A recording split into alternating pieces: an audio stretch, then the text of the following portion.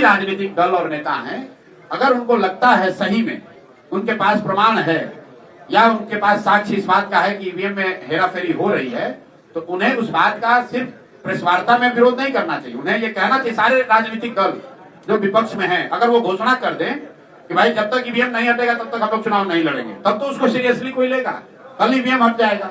लेकिन ऐसा नहीं हो सकता है कि जब चुनाव जीते तो ईवीएम अच्छा है और जब चुनाव हार गए तो कह रहे हैं कि ईवीएम में अब ठीक नहीं है, तब जनता भी इसको सीरियसली नहीं लेगी।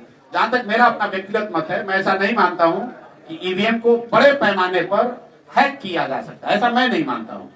ईवीएम बदला जा सकता है, पहले जैसे बक्सा बदलता था वैसे आप ईवीएम बदल सकते हैं।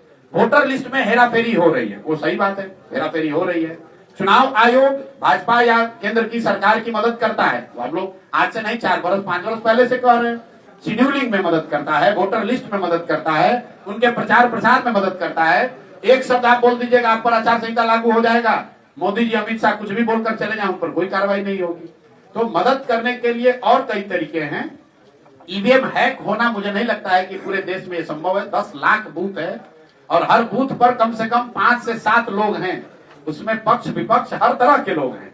ईवीएम अगर हैक होगा तो कहीं ना कहीं बात बाहर आ जाएगी। एक जो बात लोग चिंता की जरूर कहते हैं कि ऐसा कैसे होता है कि जब भी माल फंक्शन का कोई रिपोर्ट आता है ईवीएम का, तो उसमें से कमल का ही बटन क्यों दबता हुआ दिखता है। आप इसमें कंस्ट्रक्टिव सुझाव चाहते हैं तो इलेक्शन कमीशन जो गलती कर रहा है कि जिस दिन वोट होता है उसमें फॉर्म 17, 18, 19 को उनको जारी करना चाहिए 24 घंटे के अंदर, वो नहीं कर रहे हैं। जब वोटिंग हो जाती है, ईवीएम सील होते समय एक फॉर्म बनता है, फॉर्म 20 जो है वो काउंटिंग के बाद बनता है, 19 वोटिंग के बाद बनता है।